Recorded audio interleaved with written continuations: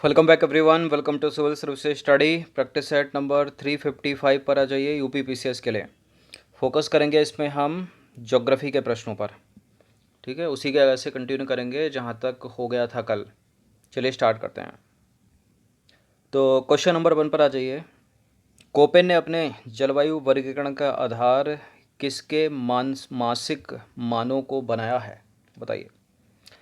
तापमान और वर्षण, तापमान और आर्द्रता, तापमान और मृदा की संरचना, स्थलाकृति और आर्द्रता। बताइए। कोपेन ने अपने जलवायु वर्गीकरण का जो आधार है, जो बेस है, निम्नलिखित में से किसके मासिक मानों को बनाया है? तापमान और वर्षण के मासिक मानों को। Option number A. तो कोपेन ने अपने जलवायु वर्गीकरण का जो आधार है, तापमान तथा वर्षण के मासिक मानों को बनाया है। कोपेन ने अंग्रेजी के बड़े वर्णों में एस को, जो कैपिटल एस है, उसको अर्ध मरुस्थल के लिए और कैपिटल डब्ल्यू को मरुस्थल के लिए प्रयोग किया है। इसी प्रकार उपविभागों को व्यक्त करने के लिए उन्होंने छोटे वर्णों का प्रयोग किया है, जैसे कि small F, small M, small W, small H, small C और स्मॉल जी। क्वेश्चन नंबर 2 पर आ जाइए। निम्नलिखित पर विचार करना है। अक्षांश, समुद्र तल से ऊंचाई, समुद्र तट से दूरी, उच्च बाज। उपरोक्त में से कौन से कारक भारत की जलवायु को प्रभावित करने वाले कारक हैं? बताइए।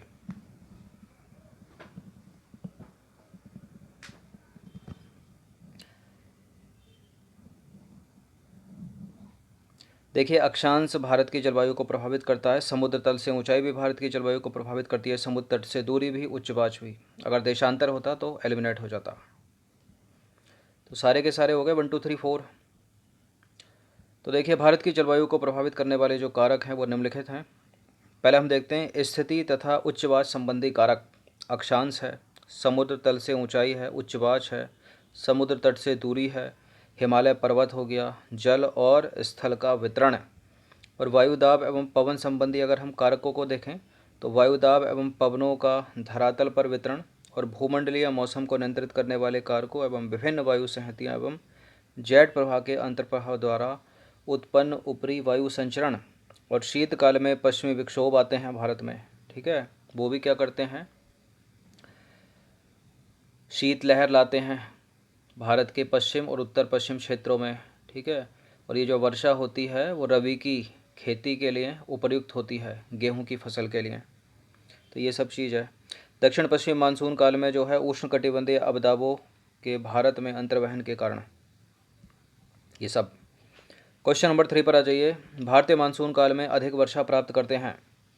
भारत में जो मानसून आता है सभी को पता होगा, 1 जून को केरल तट पर उसका प्रस्फुटन होता है। दक्षिण पश्चिम मानसून फिर आगे बढ़ता है पूरे भारत में। ठीक है, इधर सर्दियों में वेस्टर्न डिस्टर्बेंस रहता है। फिर यही वापस जब लौटता हुआ मानसून आता है तो यहाँ तमिलनाडु में वर्षा करता है ये। तो अधिकतर भारत में जो वर्षा होती है वेस्टर्न घाट में होती है सबसे ज़्यादा। तो ठीक है, पश्चिमी घाट और असम के पवनाभिमुख ढालों पर भी होती है। पूर्वी घाट पर उतनी नहीं होती, दक्षिणी पठार भी अछूता रह जाता है। तो केवल 1 और 2 हो जाएगा इसका आंसर। है क्या ऑप्शन में? Option number A. तो मानसून काल में पश्चिमी घाट और असम के पवनाभिमुखी ढाल जो है अधिक वर्षा प्राप्त करते हैं, जबकि इसी समय जो है पश्चिमी घाट के साथ लगा जो दक्षिणी पठार है वो पवन विमुखी स्थिति के कारण जो है कम वर्षा प्राप्त करता है। क्वेश्चन नंबर 4 पर आ जाइए। निम्नलिखित कथनों पर विचार करेंगे। 2 स्टेटमेंट है यहाँ पर, बताने के इनमें से कौन सा करेक्ट होगा। देश के मध्य भाग से गुजरने वाली जो कर्क रेखा है उसके उत्तर में स्थित भाग शीतोष्ण कटिबंध में तथा दक्षिण में स्थित भाग उष्ण कटिबंध में पड़ता है। क्या ये बात सत्य है? दूसरा स्टेटमेंट है उष्ण कटिबंध के भूमध्य रेखा से निकट होने के कारण वहाँ पूरे साल निम्न तापमान का अनुभव होता है। उष्ण कटिबंध यानी ये बात कर रहा है कर्क रेखा के नीचे वाले पार्ट की। कर्क रेखा भारत के 8 राज्यों से होकर गुजरती है, आपको पता होगा किन किन से, कई बार बताया है। पहला स्टेटमेंट यहाँ करेक्ट हो जाता है। ठीक है, ये हो गया शीतोष्ण कटिबंधीय, ये हो गया उष्ण कटिबंधीय, क्योंकि ये वाला पार्ट इक्वेटर से निकट है। ठीक है, भूमध्य रेखा से नियरेस्ट है। तो पूरे साल जो है निम्न नहीं बल्कि उच्च तापमान का अनुभव होता है कर्क रेखा के नीचे वाले उसमें। गलत है दूसरा वाला स्टेटमेंट, केवल पहला सही है। तो देश के मध्य भाग से गुजरने वाली कर्क रेखा के उत्तर में स्थित भाग जो है शीतोष्ण कटिबंध में तथा दक्षिण स्थित भाग जो है उष्ण कटिबंध में पड़ता है। उष्ण कटिबंध के भूमध्य रेखा से निकट होने के कारण वहाँ पूरे साल उच्च तापमान का अनुभव होता है। उच्च तापमान पूरे साल, कम दैनिक दिन का तापांतर जो है कम रहता है, लेकिन पूरे साल उच्च तापमान रहता है और वार्षिक तापांतर का अनुभव होता है। अब देखिए, जबकि कर्क रेखा के उत्तर में स्थित जो शीतोष्ण कटिबंधीय क्षेत्र है वो जो है भूमध्य रेखा से दूर है। तो भूमध्य रेखा से दूर होने के कारण वहाँ उच्च दैनिक, ठीक है, भूमध्य रेखा से दूर है तो दिन का तापमान उच्च रहता है ऊपर नॉर्थ की तरफ, नीचे निम्न रहता है और वार्षिक तापांतर के साथ जो है विषम जलवायु परिस्थितियाँ ऊपर पाई जाती हैं। क्वेश्चन नंबर 5 पर आ जाइए। भारत में उष्ण कटिबंधीय कांटेदार वन उन भागों में पाए जाते हैं जहां वर्षा 100 सेंटीमीटर से कम होती है, 70 सेंटीमीटर से कम होती है, 50 सेंटीमीटर से कम होती है, 10 सेंटीमीटर से कम होती है। उष्ण कटिबंधीय कांटेदार वन पाए जाते हैं जहां वर्षा 10 तो कुछ ज़्यादा कम नहीं हो गया, 100 कुछ ज़्यादा अधिक है, 70 से भी कम है, 50 सेंटीमीटर से कम होती है। तो भारत में उष्ण कटिबंधीय कांटेदार वन उन भागों में पाए जाते हैं जहां वार्षिक वर्षा 50 सेंटीमीटर से कम होती है। इस प्रकार के वन में कई तरह के घास और झाड़ियां भी पाई जाती हैं। बबूल का वृक्ष, नीम का वृक्ष, कीकर, बेर, खजूर, खेर, खेजड़ी और पलास इनमें पाई जाने वाली मुख्य प्रजातियां हैं या वनस्पतियां हैं। इन वृक्षों के नीचे लगभग 2 मीटर लंबी एक घास भी उगती है जिसको बोलते हैं गुच्छ घास। क्वेश्चन नंबर 6 पर आ जाइए। आप भारत के किन क्षेत्रों की यात्रा करें कि आपको वहां आर्द्र पर्णपाती वन देखने को मिले? किन क्षेत्रों में जाना पड़ेगा मेरे को अगर मेरे को देखना है? देखिए, पर्णपाती वन दो प्रकार के। पर्णपाती वन कितने प्रकार के? दो प्रकार के। आर्द्र पर्णपाती, शुष्क पर्णपाती। आर्द्र पर्णपाती वनों के लिए वार्षिक वर्षा कितनी?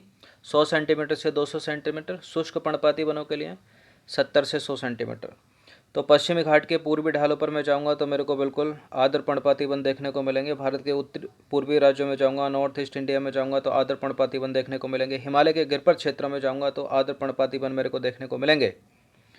तो बिल्कुल तीनों के तीनों जगह मेरे को आर्द्र पर्णपाती वन देखने को मिल सकते हैं। उपरोक्त सभी डी है इसका आंसर। तो आर्द्र पर्णपाती वन पश्चिमी घाट के पूर्वी ढलानों पर और ओडिशा समेत भारत के उत्तर पूर्वी राज्यों में हिमालय के गिरपर्वत क्षेत्रों में पाए जाते हैं।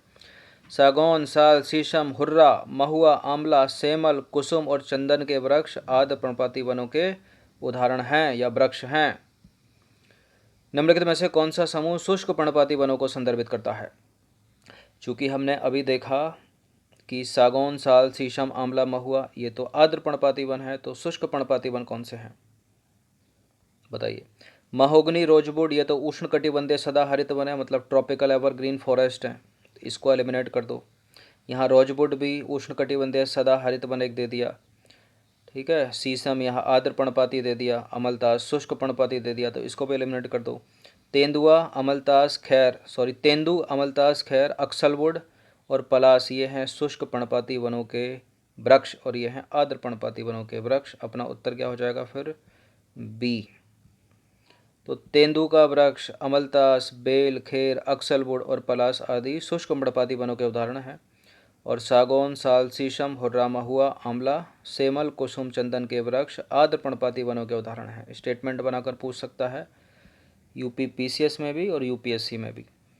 चलिए क्वेश्चन नंबर 8 पर आ जाइए। रोजवुड, महोगनी, एनी, एवनी के वृक्ष किस प्रकार के वनों के अंतर्गत आते हैं?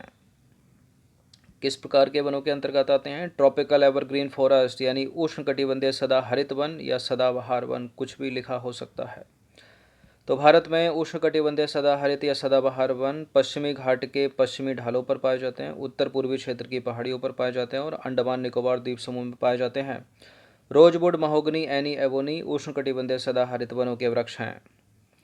क्वेश्चन नंबर 9 की तरफ अग्रसर होते हैं हम। भारत के अंडमान और निकोबार द्वीप समूह में निम्नलिखित में से किन वनों का संयोजन देखने को मिल सकता है? Mangrove forest, tropical evergreen forest और पर्णपाती वन, डेसिडुअस यानी। बिल्कुल, अंडमान निकोबार में आपको सदाहरित वन भी मिलेंगे, मैंग्रोव के लिए तो है ही फेमस वो, और पर्णपाती वन भी वहाँ पर मिलेंगे सभी, डी।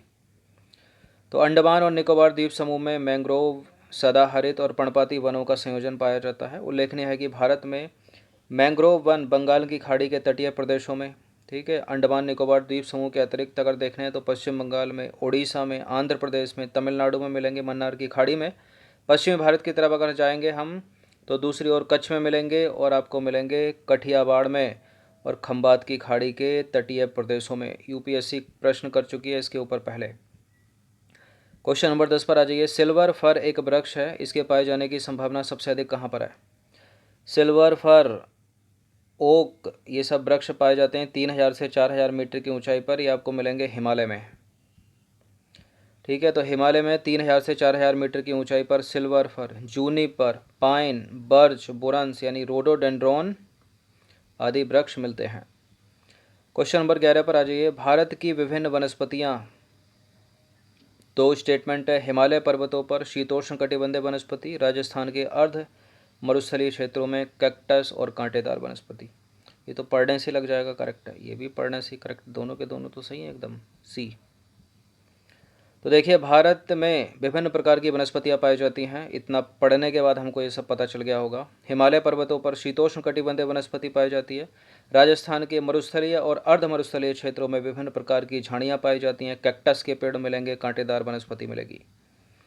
क्वेश्चन नंबर 12 पर आ जाइए। किन वृक्षों की टहनियाँ टोकरी बनाने के काम आती हैं? उसी वृक्ष की टहनियाँ टोकरी बनाने के काम आती हैं जिस वृक्ष की लकड़ी क्रिकेट के बल्ले बनाने के काम आती है, यानी सालिक्स अल्वा। Option number A. सफ़ेद बिलो इसको बोलते हैं हिंदी में। तो इसका जो वृक्ष होता है, वृक्ष का जो शीर्ष होता है साधारणतः झुका हुआ और अनियमित होता है। जो पुराने वृक्ष हो जाते हैं ये, उनमें दरारें पड़ जाती हैं और इनकी जो टहनियाँ हैं वो टोकरी बनाने के काम आती है, और जो लकड़ी है वो क्रिकेट के बल्ले के निर्माण के लिए मशहूर है, सालिक्स अल्वा। क्वेश्चन नंबर 13 पर आ जाइए। इन वनों में पौधे लगभग वर्ष भर पर्णरहित रहते हैं, ठीक है, और 50 सेंटीमीटर से कम वर्षा होती है। नीम, किक्कर, बेर, खेर, खेजड़ी आदि वनों में पाए जाने वाले वृक्षों की प्रजातियां हैं इनमें। इन वृक्षों के नीचे गुच्छ घास भी पाई जाती है। इसको तो आप पक्का करेक्ट कर ले जाओगे क्योंकि ऊपर इसकी एक्सप्लेनेशन मिल चुकी है आपको। उपरोक्त विश्लेषण निम्नलिखित में से किस प्रकार के वनों को संदर्भित करता है? तो 50 सेंटीमीटर से वर्षा की बात हो रही है, तो ना तो इसमें उष्ण कटिबंधीय सदाहरित वन है, ना इसमें पर्णपाती वन है। पर्णपाती में भी ना शुष्क पर्णपाती ना आर्द्र पर्णपाती। ठीक है, तो पर्णपाती को एलिमिनेट कर दो, पर्वतीय वन भी नहीं है इसमें। ये हैं उष्ण कटिबंधीय कांटेदार वन, ऑप्शन नंबर बी। तो उपरोक्त विश्लेषण उष्ण कटिबंधीय कांटेदार वनों को संदर्भित करता है। ये वन दक्षिणी पश्चिमी पंजाब में, हरियाणा, राजस्थान, गुजरात, मध्य प्रदेश, उत्तर प्रदेश के अर्ध शुष्क भागों में मिलते हैं। यहाँ वर्षा 50 सेंटीमीटर से कम होती है और इन वनों में कई प्रकार की घास, ठीक है, घास पलास आदि इत्यादि, और इन वृक्षों के नीचे लगभग 2 मीटर लंबी गुच्छ घास उगती है और पौधे लगभग पूरे वर्ष पर्ण रहित मतलब पत्ते रहित रहते हैं। ठीक है, देखिए प्लस एक्स्ट्रा कुछ आ गया है, यहाँ गलत है, ये घास इत्यादि है वो। क्वेश्चन नंबर 14 पर आ जाइए। निम्नलिखित में से कौन सा एक गलत सुमेलित है? वन प्रकार और यह है वार्षिक वर्षा। तो उष्ण कटिबंधीय सदाबहार वन, उष्ण कटिबंधीय शुष्क पर्णपाती, उष्ण कटिबंधीय आर्द्र पर्णपाती, उष्ण कटिबंधीय कांटेदार वन। उष्ण कटिबंधीय कांटेदार वन 50 सेंटीमीटर से कम वर्षा, करेक्ट है। और ट्रॉपिकल एवरग्रीन फॉरेस्ट यानी उष्ण कटिबंधीय सदाहरित वन 200 सेंटीमीटर या उससे अधिक वर्षा, सही है। पर्णपाती दो प्रकार के, शुष्क पर्णपाती, आर्द्र पर्णपाती। जो शुष्क पर्णपाती है वो 70 से 100 सेंटीमीटर की वर्षा, और जो आर्द्र पर्णपाती है वो 100 से 200 सेंटीमीटर की वर्षा होगा यहाँ पर। इन प्रश्नों को आपने पहले भी टेस्ट सीरीज़ में देखा होगा हमारी, लेकिन चूंकि हम सीक्वेंस से चल रहे हैं तो प्रश्नों की पुनरावृत्ति हो सकती है। ठीक है, तो पढ़ते रहिए, प्रैक्टिस करते रहिए। उष्ण कटिबंधीय आर्द्र पर्णपाती 100 से 200 सेंटीमीटर की वर्षा, यूपीपीसीएस से पहले पूरा कवर कर देंगे। तो देखिए भारत वन स्थिति रिपोर्ट 2019 के अनुसार सर्वाधिक वनावरण प्रतिशत वाला राज्य, अंतिम प्रश्न की ओर अग्रसर हो जाइए, कौन सा है? भारत वन स्थिति रिपोर्ट 2019, ठीक है, ये वन रिपोर्ट 2 सालों में एक बार आती है। 19 से पहले 17 में आई थी, 17 के बाद 19 नई है। सारे प्रश्न इससे ही बनेंगे क्योंकि 19 के बाद आएगी 21 में, अभी तक तो आई नहीं है। ठीक है, तो सारे प्रश्न बनेंगे 19 से। इसका उत्तर क्या है? सर्वाधिक वनावरण प्रतिशत वाला राज्य कौन सा है? अरुणाचल नहीं है, मणिपुर नहीं है, मेघालय नहीं है, मिजोरम है। तो भारत वन स्थिति रिपोर्ट 2019 के अनुसार सर्वाधिक वनावरण प्रतिशत वाला राज्य कौन सा है? मिजोरम, 85.41%। अगर मिजोरम ऑप्शन में नहीं होगा तो अरुणाचल प्रदेश लगा कर आइएगा, 79.63%। अरुणाचल प्रदेश मिल ही जाएगा। इससे भी अगर थोड़ा टफ बना देगा तो मेघालय को याद रखना, तीसरे नंबर पर 76.33%, और चौथे पर है मणिपुर 75.46%, और पाँचवें पर है नागालैंड 75.31%। क्योंकि पेपर धीरे धीरे जैसे समय बढ़ रहा है हल्के फुल्के टफ हो रहे हैं। अब पहले वाले को फोकस ना कर कर दूसरे तीसरे और चौथे तक को फोकस किया जा रहा है। दूसरा तीसरा तो ज़्यादा किया जा रहा है फोकस, ठीक है।